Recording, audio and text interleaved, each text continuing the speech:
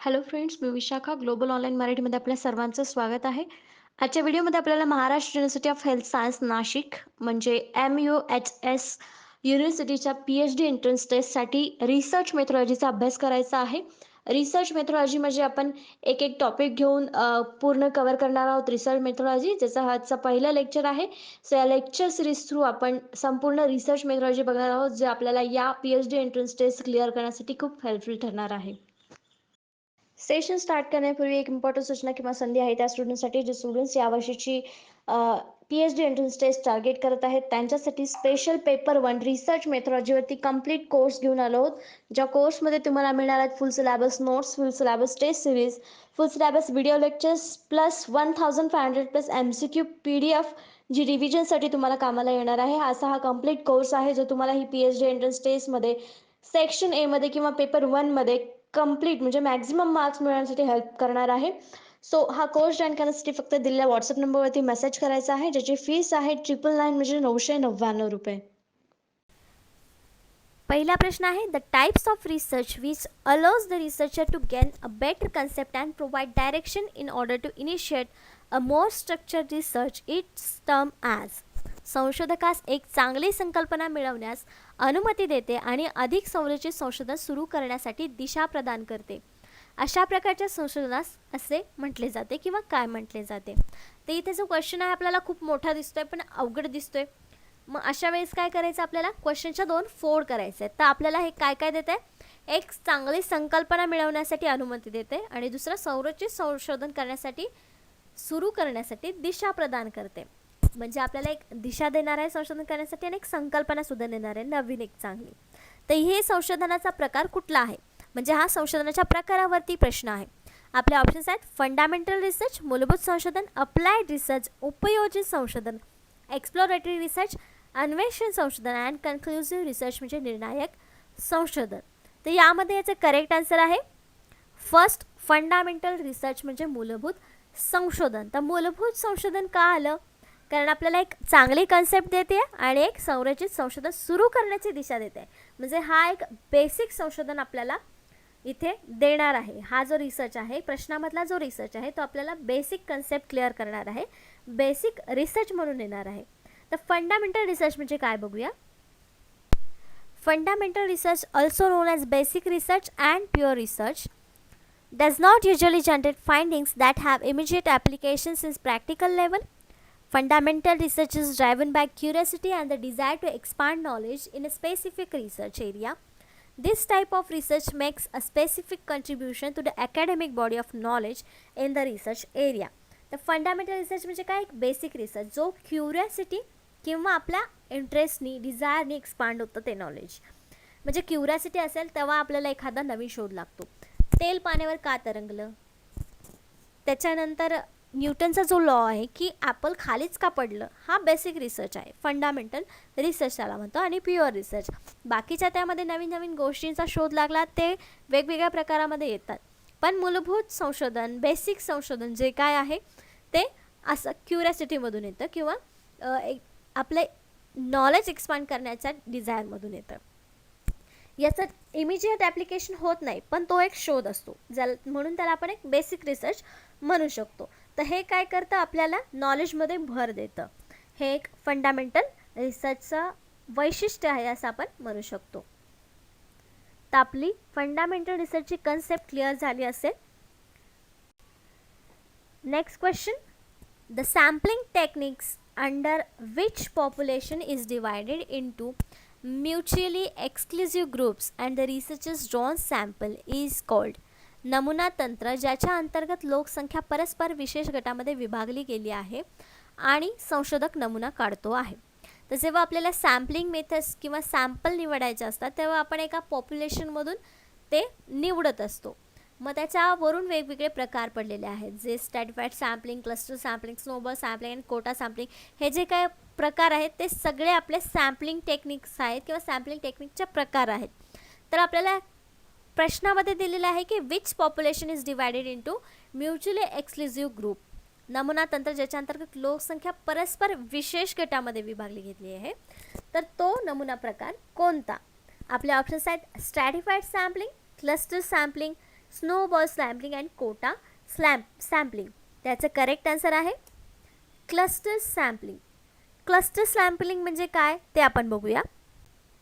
What is cluster sampling? Cluster sampling is a probability sampling techniques where the researchers divide the population into multiple groups, that is cluster for research. तर आपल्याला माहिती आहे probability आणि non probability प्रकार आहेत जे आपल्याला sampling निवडण्यासाठी मदत करतात किंवा सॅम्पलिंगसाठी हे दोन प्रकार आहेत. आणि प्रोबॅबिलिटी सॅम्पलिंगमधला एक प्रकार आहे ज्याला आपण क्लस्टर सॅम्पलिंग म्हणतो. तर त्याच्यामध्ये आपण काय करतो, आपले सॅम्पल्स निवडण्यासाठी टेक्निक्समध्ये पॉप्युलेशन मल्टिपल ग्रुप्समध्ये डिवाइड करतो, वेगवेगळे ग्रुप्स तयार करतो ज्याला आपण क्लस्टर्स असं म्हणतो. Researchers then select random groups with a simple random or the systematic random sampling techniques for the data collection and data analysis. तर डेटा विश्लेषण करण्यासाठी किंवा समजून घेण्यासाठी त्यातली टेक्निक यूज करण्यासाठी जेव्हा आपण वेगवेगळे ग्रुप सिलेक्ट करतो किंवा बनवतो त्यातले रँडम ग्रुप किंवा सगळेच एका पाठोपाठ एक सोडून एक असे जे रँडम सॅम्पलिंग्स घेतो आपल्याला हवे ते अभ्यास करण्यासाठी किंवा डेटा कलेक्शनचं ॲनालिसिस करण्यासाठी, त्यातून मग आपण निवडतो. ते क्लस्टर सॅम्पलिंग म्हणजे काय तर मल्टिपल ग्रुप्स बनवणं आणि नंतर मग त्यातून आपण रँडम ग्रुप्स कुठले पण सॅम्पल म्हणून निवडू शकतो. Example, researchers want to conduct a study to जज the performance of sophomores in business education across the US. It is impossible to conduct a research study that involves the students in every university. Instead, by using cluster sampling, the researchers can club the universities from each city into the one cluster. तर इथे example काय दिलेलं आहे आपल्याला की US जे education आहे त्याच्यावरती जर आपल्याला किंवा त्यातल्या युनिव्हर्सिटीमध्ये जे स्टुडंट्स अभ्यास करत आहेत त्यांच्यावरती अभ्यास करायचा आहे. मग हे आपल्याला शक्य आहे का तिथल्या सगळ्याच युनिव्हर्सिटीच्या स्टुडंट्सचा डेटा गोळा करणं? नाही. मग आपण तिथे क्लस्टर सॅम्पलिंग करणार, वेगवेगळ्या युनिव्हर्सिटीमधले थोडे स्टुडंट्सचा अभ्यास करणार आणि त्याला मग आपण एकत्र क्लब करून जो काही आपला निष्कर्ष असेल, रिझल्ट असेल प्रत्येक युनिव्हर्सिटीमधून तो एक क्लस्टर निवडून त्याच्यातून सॅम्पल म्हणून निवडून जो काही निष्कर्ष निघणार आहे तो आपला रिसर्च कन्क्लुजन असणार आहे किंवा रिसर्चचा रिझल्ट असणार आहे. अशा प्रकारे हे क्लस्टर सॅम्पलिंग आपण यूज करत असतो. Next, third question. A logic which includes drawing, culmination, inference from a given list of certain facts is. एखादा तर्क ज्यामध्ये रेखाटण्यातील कळस विशिष्ट तथ्य दिलेल्या सूचीमधून अनुमान समाविष्ट केले गेले आहे. तर ते कशा प्रकारचं रिझनिंग असणार आहे किंवा ते कशा प्रकारचं फॅक्ट असणार आहे, ड्रॉइंग कशा प्रकारचं असणार आहे, ते लॉजिक कसं असणार आहे. ऑप्शन्स आहेत deductive reasoning, inductive reasoning, abductive reasoning and critical thinking. यापैकी याचं करेक्ट आन्सर असणार आहे डिडक्टिव्ह रिझनिंग. तर आपल्याला डिडक्टिव्ह रिझनिंग म्हणजे काय आहे ते समजून घ्यायचं. आपलं करेक्ट आन्सर इथं का आलं ते पण बघून घेऊया. Deductive reasoning conclusion guaranteed. इथे कन्क्लुजन आपल्याला पक्क मिळतं जेव्हा डिडक्टिव्ह रिझनिंग असतं तेव्हा. Deductive reasoning start with certain of general rules and proceed from there to a guaranteed specific conclusion. Deductive reasoning moves from the general rule to the specific application. तर इथे आपल्याला एक लाईन मिळाली म्हणजे त्याच्यातच आपला आन्सर आहे की जनरल रूलपासून ते एक स्पेसिफिक ॲप्लिकेशनपर्यंत पोचतात डिडक्टिव्ह रिझनिंगमध्ये. मग आपल्याला तिथे काय सांगितलं होतं की स्पेसिफिक फॅक्ट्स आहेत भरपूर, त्यातून एक कन्क्लुजन किंवा काय आहे ते आपल्याला एक ड्रॉन करायचं आहे, काढायचं आहे, म्हणजे स्पेसिफिक ॲप्लिकेशनसाठी काढायचं आहे. मग ते कशा प्रकारचं लॉजिक असणार आहे ते डिडक्टिव्ह प्रकारचं रिझनिंग असणार आहे. म्हणून आपलं करेक्ट आन्सर तिथे काय आलं होतं deductive reasoning. In deductive reasoning if the original assertion are true then conclusion must also be true. तर जे फॅक्ट्स दिलेले आहेत त्याचे कन्क्लुजनसुद्धा ट्रू असणार आहे. फॅक्ट्स नेहमी खरे असतात आपल्याला माहिती आहे, म्हणून इथे कन्क्लुजन देखील कसं येणार आहे ट्रू येणार आहे. म्हणून आपलं त्याचं करेक्ट आन्सर जे आलं होतं ते डिडक्टिव्ह रिझनिंग आलं होतं. मग आता आपण इंडक्टिव्ह रिझनिंग पण बघून घेऊया सोबतच. डिडक्टिव्ह रिझनिंगमध्ये कन्क्लुजन गॅरंटीड असतं, इंडक्टिव्ह रिझनिंगमध्ये कन्क्लुजन मेअरली लाईकली असतात. Inductive reasoning begins with observation that is specific to limited scope. स्पेसिफिकमधून एका लिमिटेड स्कोपमध्ये इंडक्टिव्ह रिझनिंग येतं. And proceed to generalize conclusion that is likely but not certain in light of accumulated evidence. You should say that inductive reasoning moves from specific to general. तर याच्यामध्ये काय आहे, वरती आपण बघितलं की जनरलपासून स्पेसिफिक ॲप्लिकेशनमध्ये येतं डिडक्टिव्ह रिझनिंग आणि इंडक्टिव्ह रिझनिंगमध्ये स्पेसिफिक टू जनरल येतं. हा दोन्हीतला फरक जरी आपल्याला समजला तरी आपण कुठला डिडक्टिव्ह रिझनिंग आहे आणि कुठला इंडक्टिव्ह रिझनिंग आहे हे सहज करेक्ट आन्सर देऊ शकतो. त्याच्यानंतर आहे abductive reasoning, taking your test best shot, conclusion guaranteed, conclusion were likely and taking your best shot. आता या दोन्हीपैकी आपल्याला एक बेस्ट शॉट घ्यायचा आहे, तेव्हा हे रिझनिंग आपण वापरतो. Abductive reasoning typically begins with an incomplete set of abbreviation, proceeds to the likeliest possible explanation for the set. जे काय म्हणजे जवळपासचं जे कुठलं सेट असेल एक्सप्लेनेशन करण्यासाठी त्यासाठी आपण हे वापरतो. Abductive reasoning yields the kind of daily decision making that does its best with the information at hand, which often is incomplete. जे काही इनकम्प्लीट असतात गोष्टी किंवा ज्याच्यामध्ये डिडक्टिव्ह आहे की इंडक्टिव्ह रिझनिंग आहे हे आपल्याला समजत नाही किंवा त्यातल्या ज्या काही गोष्टी आहेत त्याच्यावरून ते क्लिअर होत नाही, तेव्हा ते अबडक्टिव्ह रिझनिंग असतं, म्हणजे टेकिंग युअर बेस्ट शॉट ज्याला आपण म्हणू शकतो. तर अशा प्रकारचे आहेत 3 कन्सेप्ट आपण क्लिअर केलेले आहेत. नेक्स्ट क्वेश्चनमध्ये किंवा MCQमध्ये कुठे जरी आपण डिडक्टिव्ह इंडक्टिव्ह रिझनिंग वापरला तरी आपण त्याचं एक्सप्लेनेशन अशाच प्रकारे देऊ शकतो. Next 4th question, research studies which determine the frequency with which something occurs or its causal association with something else is called. त्याला काय म्हणतात? रिसर्च अभ्यासामध्ये जे काही घडते त्याची वारंवारिता किंवा इतर कशाशी त्याची सहकार्य करतो त्याला काय म्हणतात? म्हणजे आकडेवारी जी आहे आपली वारंवारिता जी आहे ती कशासोबत तरी कॅल्क्युलेट होते किंवा असिस्टेट होते, तर त्याला आपण काय म्हणू शकतो किंवा त्याचा अभ्यास करणे याला काय म्हणू शकतो? आपले ऑप्शन्स आहेत formulative research, descriptive research, diagnostic research, experimental research. तर आपण याचं करेक्ट आन्सर शोधायचं आहे, पण आपण सुरुवातीला जाणून घेऊया की फ्रिक्वेन्सी काढतो किंवा कॅज्युअल असोसिएशन करतो, काहीतरी सहकार्य असेल ते काढतो, तर ते काय करतो? म्हणजे टाईप्स आहेत रिसर्चचे, त्याच्यामध्ये नेमकं कुठला टाईप असणार आहे? ऑफकोर्स फ्रिक्वेन्सी काढतो म्हणजे तिथे काहीतरी आपण निदान काढण्यासाठी किंवा काहीतरी शोध घेण्यासाठी ते करत असतो, कॅल्क्युलेशन्स करत असतो. मग तो फॉर्म्युलेटिव्ह रिसर्च असेल का? नाही. नवीन काहीतरी फॉर्म होते का त्याच्यामध्ये? नाही. डिस्क्रिप्टिव्ह रिसर्च म्हणजे फक्त आपण डिस्क्रिप्शन करणार आहोत का? जे आपण ऑब्झर्व केलेलं आहे त्याचं डिस्क्रिप्शन तिथे येणार आहे का? नाही. डायग्नोस्टिक रिसर्च बरोबर, फ्रिक्वेन्सी जिथे आहे तिथे आपण कॅल्क्युलेशन्स करून जे काही करेक्ट आन्सर असणार आहे ते आपण काढणार आहे. तिथे आपण एक्सपेरिमेंट करणार नाही, जे ऑलरेडी तिथे प्रेझेंट आहे त्याच्यावरती आपण रिसर्च करणार आहोत आणि त्याच्यावरती आपण निदान करणार आहोत, म्हणजेच डायग्नोस्टिक्स करणार आहोत. म्हणून आपलं याचं करेक्ट आन्सर काय असणार आहे? 3 डायग्नोस्टिक्स रिसर्च, निदान संशोधन. तर इथे आपण काय आपलं करेक्ट आन्सर? तर 3. तर it refers to knowing, diagnostics म्हणजे नेहमी काय? इट रेफर्स टू नोविंग म्हणजे माहिती असणं about the health of client, जे काही आपले क्लायंट्स त्याच्या हेल्थबद्दल माहिती असतं, म्हणजे आपला जो काही रिसर्च आहे त्याच्याबद्दल किंवा त्याची माहिती कितपत चांगली आहे त्याच्याबद्दल आपल्याला माहिती असणं. Typically diagnostic research focuses on estimating the sensitivity and specificity of individual diagnostics taste.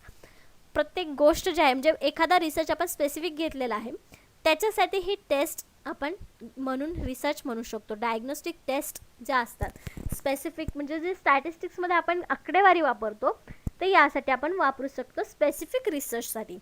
There predictive value and other parameters of interest, म्हणजे त्याच्यामध्ये काय काय वेगवेगळे पॅरामीटर्स आहेत त्यालासुद्धा लक्षात ठेवून हे आपल्याला डायग्नोस्टिक करावं लागतं या डायग्नोस्टिक्स रिसर्चमध्ये. Such as likelihood ratios, ROC curves, test reality, ह्या ज्या गोष्टी आहेत त्या डायग्नोस्टिक्स टेस्टमध्ये किंवा डायग्नोस्टिक्स रिसर्चमध्ये येतात. आपण क्वेश्चनमध्ये बघितलं होतं की फ्रिक्वेन्सीवरती जे काही क्वेश्चन्स आहेत ते आपण याच्यामध्ये घेतो, म्हणून आपलं करेक्ट आन्सर तिथे 3 आलं होतं, डायग्नोस्टिक्स रिसर्च. नेक्स्ट क्वेश्चन आहे 5th, the different conditions that prevail in a research study under which experimental and control groups are put are called. ज्या संशोधन व अभ्यासाच्या अंतर्गत प्रयोगात्मक आणि नियंत्रित गट ठेवले आहेत अशा विविध परिस्थितींना काय म्हणतात? तर एक गोष्ट इथे क्लिअर करायची की एक्सपेरिमेंटल रिसर्चमध्ये आपल्याला कंट्रोल ग्रुप्सवरती अभ्यास करावा लागतो. व्हेरिएबल्स जे असतात ते कंट्रोल्स असतात, कधी कधी नसतात, पण कंट्रोल ग्रुप्सवरतीच आपण एक्सपेरिमेंटल रिसर्च करू शकतो. मग यामध्ये असं विचारलं आहे की जे संशोधन आपण करतो म्हणजे एक्सपेरिमेंटल रिसर्चमध्ये जे संशोधन करतो त्याच्यामध्ये आपण नियंत्रित गट ठेवलेले असतात, तर त्या नियंत्रित ठेवण्याच्या गटांच्या परिस्थितीला आपण काय म्हणतो? ऑप्शन्स आहेत ट्रीटमेंट, इन्व्हेस्टिगेशन, ब्ल्यूप्रिंट्स, ॲनालिसिस. ॲनालिसिस म्हणू शकतो का आपण जिथे प्रयोग करतोय तिथे आपण ॲनालिसिस डायरेक्ट विश्लेषण त्या गटांना म्हणू शकतो का? नाही. ब्ल्यूप्रिंट रूपरेषा म्हणू शकतो का नियंत्रित गट असतात त्या परिस्थितीला? अजिबात नाही. ब्ल्यूप्रिंट म्हणजे आपण जे काही बनवणार आहोत त्याचा एक आराखडा असं म्हणू शकतो ब्ल्यूप्रिंटला आपण. इन्व्हेस्टिगेशन तपासणी, नियंत्रित गट तयार केल्यानंतरची जी प्रोसेस आहे ती आहे इन्व्हेस्टिगेशन. पण जी गट आपण निवडतो त्या परिस्थितीला आपण ट्रीटमेंट म्हणतो. म्हणून आपलं करेक्ट आन्सर इथे आहे फर्स्ट, ट्रीटमेंट.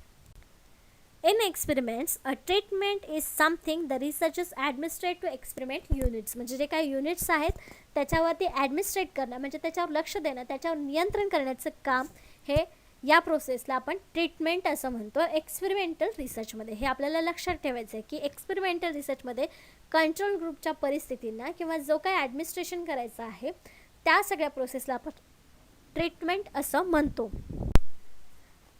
नेक्स्ट क्वेश्चन आहे 6th question. The term is used in experimental research to reflect the restrain in the experimental condition. हा शब्द प्रयोगात्मक संशोधनात प्रयोगात्मक परिस्थितीत संयम दर्शवण्यासाठी वापरला जातो. तर संयम म्हटल्यानंतरच आपल्याला इथं करेक्ट आन्सर क्लिक व्हायला पाहिजे.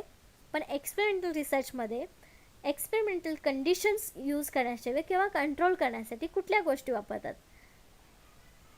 संयम दर्शवण्यासाठी कुठल्या गोष्टी वापरतात? आपले ऑप्शन्स आहेत व्हॅल्यू, अल्टरनेटिव्ह, नॉवेल्टी आणि कंट्रोल. तर संयम दर्शवण्यासाठी एकच गोष्ट आपण इथे सांगू शकतो म्हणून त्याचं करेक्ट आन्सर आहे 4, कंट्रोल, नियंत्रण. म्हणजे कंट्रोल हा शब्द जो आहे तो प्रयोगात्मक परिस्थितीत संयम दर्शवण्यासाठी वापरला जातो. नॉर्मली देखील आपण संयमसाठी कंट्रोल हा शब्द वापरतो आणि प्रयोगात्मक संशोधनात देखील हा शब्द कंट्रोल हा शब्द आपण वापरतो. When conducting an experiment, a control is an element that remains unchanged and unaffected by the other variables. तर कंट्रोल जो आहे तो कुठल्याच व्हेरिएबलनी बदलला जात नाही एक्सपेरिमेंटल रिसर्चमध्ये. It is used as benchmark or a point of comparison against which other test result are measured. तर ज्या आपल्याला टेस्ट मेजर करायचे असतात रिसर्च एक्सपेरिमेंटल रिसर्चमध्ये तर तिथे हे बेंचमार्क करतात. कंट्रोल्स जे असतात ते बेंचमार्क करतात किंवा ते आपल्याला चांगला रिझल्ट देण्यासाठी मदत करत असतात controls in experiment. Next question आहे 7th. The ones that have a strong contingent effect on the relationship between and independent and dependent variables. स्वतंत्र आणि अवलंबित परतंत्र चल यांच्यातील संबंधावर तीव्र आक्रमक प्रभाव पडतो. कशाचा किंवा त्या गोष्टीला काय म्हणतात? या दोन्हीवरती तीव्र म्हणजे अगदी हार्ड प्रभाव पडतो, कॉन्टिजंट इफेक्ट पडतो दोघांच्या रिलेशनशिपवर. तर त्या गोष्टीला किंवा त्या प्रोसेसला काय म्हणतात किंवा ते व्हेरिएबल कसे असतात? ऑप्शन्स आहेत dependent variable, independent variable, moderating variables आणि 4 आहे एक्स्ट्रेनियस व्हेरिएबल. त्याचे करेक्ट आन्सर आहे मॉडरेटिंग व्हेरिएबल्स. आपल्याला लक्षात ठेवायचं आहे की दोघांवरती जेव्हा तीव्र इफेक्ट पडतो स्वतंत्र चल आणि अवलंबित चलावरती तेव्हा तो मॉडरेटिंग व्हेरिएबल असतो. आता हा नेमका काय आहे तो समजून घेऊया. A variable in research simply refers to the person, place, thing or the phenomenon that you are trying to measure in some way. The best way to understand the difference between dependent and independent variable is that the meaning of each and implies by the what the words tell us about the variables are the using. The variables म्हणजे काय आहे? तर एखादा person जे आपण research करतो त्याच्यामध्ये आपण एखादा पर्सन, प्लेस किंवा गोष्ट जी असते तर त्या गोष्टीला आपण ॲज अ व्हेरिएबल म्हणून वापरतो. मग त्या व्हेरिएबलमध्ये एक व्हेरिएबल आहे, 2 व्हेरिएबल आहेत, डिपेंडंट व्हेरिएबल आहेत की इंडिपेंडंट व्हेरिएबल आहे ते आपण सर्च करत असतो आणि ते आपल्या रिसर्चमध्ये इम्प्लाय करत असतो. तर त्याला आपण व्हेरिएबल्स असं म्हणतो. तर मॉडरेटिंग व्हेरिएबल्स काय असतात? तर दोन्हीवरती देखील इफेक्ट करत असतात. इंडिपेंडंट व्हेरिएबल आणि डिपेंडंट व्हेरिएबलवरती दोघांवरती परिणाम करतात असे ते मॉडरेटिंग व्हेरिएबल्स असतात. नेक्स्ट क्वेश्चन आहे 8. A statement about the magnitude, trend और behaviour of the population under study is called.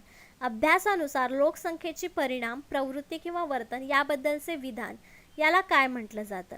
तर हा जो प्रश्न आहे तो हायपोथेसिसवरती आहे. हायपोथेसिसचे वेगवेगळे प्रकार आहेत ते देखील आपण बघणार आहोत पुढे जाऊन. पण या प्रश्नामध्ये आपल्याला जे आन्सर मिळणार आहे ते हायपोथेसिस म्हणजे काय नेमकं समजून घेऊया. तर हायपोथेसिस म्हणजे आपण एक गोष्ट अझ्युम करतो, कुठलीही रिसर्च करताना एक गोष्ट अझ्युम करतो की याचा परिणाम असा असावा, आणि त्यानंतर आपल्याला कन्क्लुजन काढून मग ते हायपोथेसिस करेक्ट होतं की चुकीचं होतं, ते कसं करेक्ट होतं, ते कसं करेक्ट नाही, हे आपल्याला कन्क्लुजनमध्ये पटवून द्यावं लागतं. तर इथे एक आपल्याला कंडिशन दिलेलं आहे की अभ्यासानुसार लोकसंख्येचा परिणाम, प्रवृत्ती किंवा वर्तन या पद्धतीचं विधान जे आहे ते हायपोथेसिस कशा प्रकारचं आहे. आपले ऑप्शन्स आहेत नल हायपोथेसिस, शून्य गृहीतक, अल्टरनेटिव्ह हायपोथेसिस, वैकल्पिक गृहीतक, डिस्क्रिप्टिव्ह हायपोथेसिस, वर्णनात्मक गृहीतक, रिलेशनल हायपोथेसिस म्हणजे संबंधित गृहीतक. त्याचं करेक्ट आन्सर आहे डिस्क्रिप्टिव्ह हायपोथेसिस, वर्णनात्मक गृहीतक. का तर यामध्ये लोकसंख्येविषयी आपल्याला वर्णन करायचं आहे, परिणाम सांगायचे आहेत, प्रवृत्ती सांगायची आहेत, म्हणजे नेमकं काय करायचं आहे आपल्याला, तर वर्णन करायचं आहे, डिस्क्रिप्शन करायचं आहे. म्हणून हे कसं असणार आहे, डिस्क्रिप्टिव्ह हायपोथेसिस असणार आहे. तिथे आपल्याला डिस्क्रिप्टिव्ह हायपोथेसिसचा प्रकार सांगता येणार आहे. तर ऑप्शन्समध्ये आपण जे जे हायपोथेसिसचे प्रकार बघितले ते समजून घेऊया. The null hypothesis. Null hypothesis म्हणजे काय येणार आहे, is a typical statistical theory which suggest that no statistical relation and significance exist in a set of given single observe variables. जे व्हेरिएबल्स असतात त्याच्यावरती आपण ऑब्झर्वेशन करून हायपोथेसिस मांडत असतो. तर ज्या हायपोथेसिसमध्ये कुठल्याच प्रकारचं स्टॅटिस्टिकल रिलेशनशिप नाही आहे किंवा सिग्निफिकन्स नाही आहे, तेव्हा ते नल हायपोथेसिस असतं.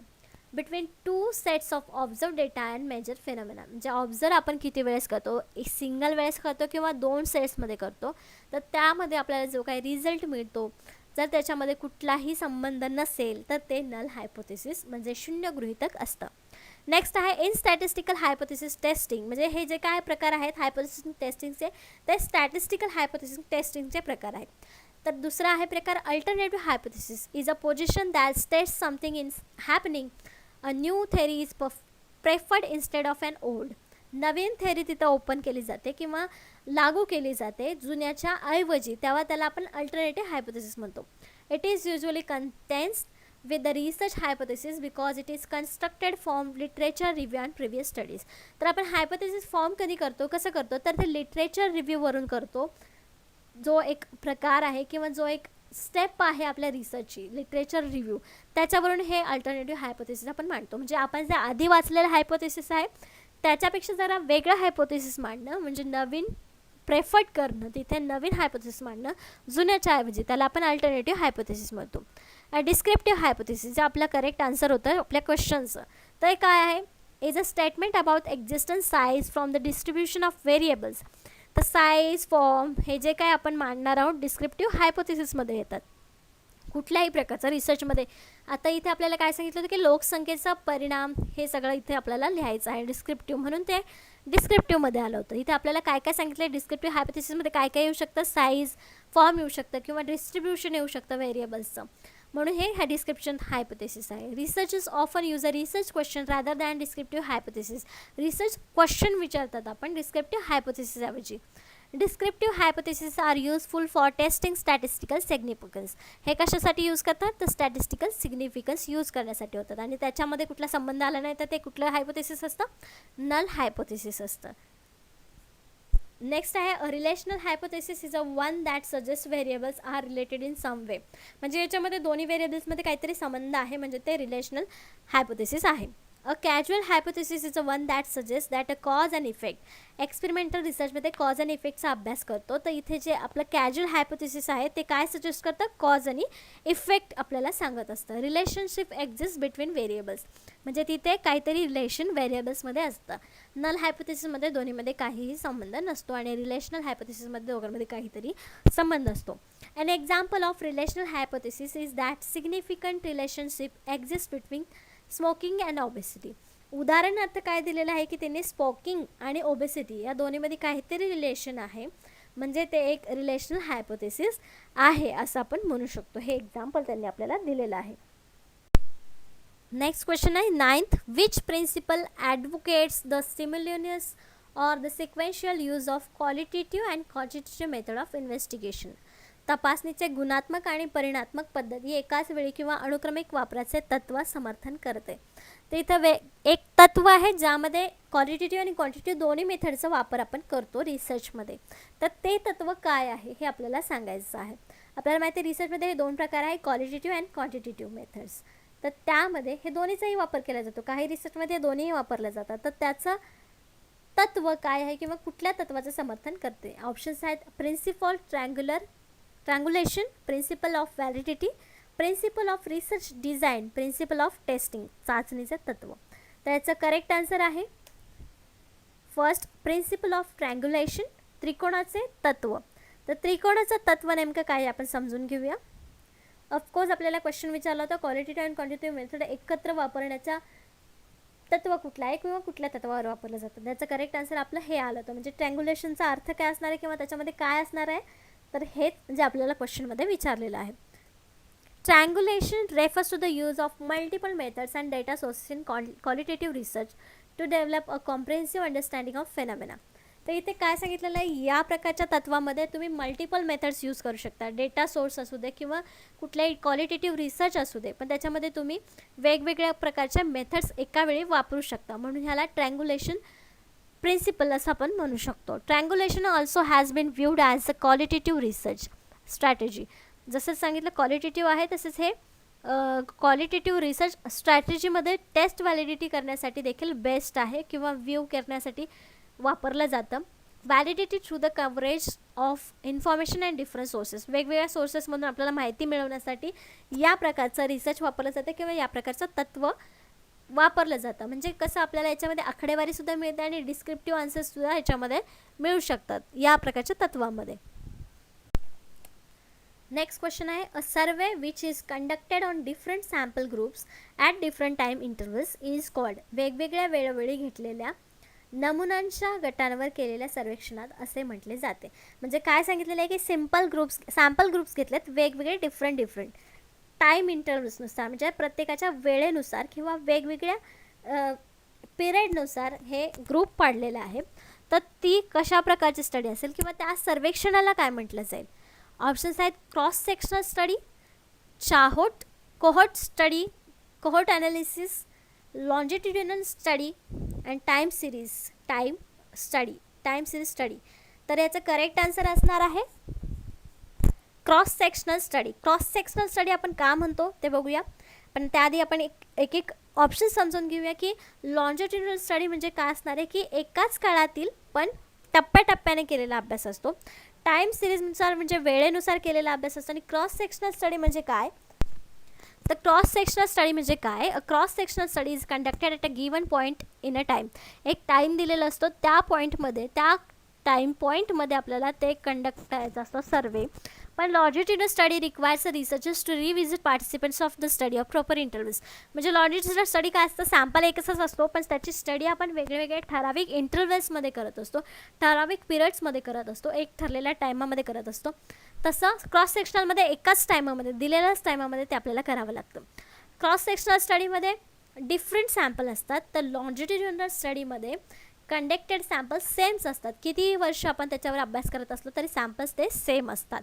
तसं क्रॉस सेक्शनलमध्ये नसतात. तर मग आपल्याला प्रश्न विचारलेला होता की वेगवेगळ्या ठिकाणी वेगवेगळ्या टाईमवरती जेव्हा रिसर्चचं सर्वेक्षण केलं जातं त्याला काय म्हणतात. मग त्याचं करेक्ट आन्सर आपल्याला क्रॉस सेक्शनल स्टडी मिळालं होतं, कारण तिथे वेगवेगळ्या गिवन टाईममध्ये दिलेलं होतं अभ्यास करण्यासाठी, म्हणून त्याचं करेक्ट आन्सर आपल्याला हे मिळालं होतं. त्याचे आपल्या रिसर्च मेथॉडॉलॉजी 10 क्वेश्चन्स इथेच संपलेले आहेत. म्हणजे आज आपण 10 कन्सेप्ट शिकलेलो आहोत रिसर्च मेथॉडॉलॉजीचा. नेक्स्ट लेक्चरमध्ये देखील आपल्याला 10 वेगवेगळ्या कन्सेप्ट शिकायचे आहेत प्रश्नांमधून. प्रश्न जे आहेत ते आपण वेगवेगळ्या युनिव्हर्सिटीच्या PhD एक्झाम्स, एंट्रन्स एक्झाम जे झालेले आहेत त्यातून निवडतो आहे. म्हणजे जे काही आपले क्वेश्चन्स आहेत, कन्सेप्ट्स आहेत त्या देखील क्लिअर होतील आणि आपला अभ्यासही कंप्लीट होईल आपली पेट एक्झाम क्लिअर करण्यासाठी. अशा प्रकारे आपण नेक्स्ट लेक्चरमध्ये देखील 10 क्वेश्चन्स 10 कन्सेप्टसोबत बघणार आहोत. आजच्या सेशनसाठी धन्यवाद.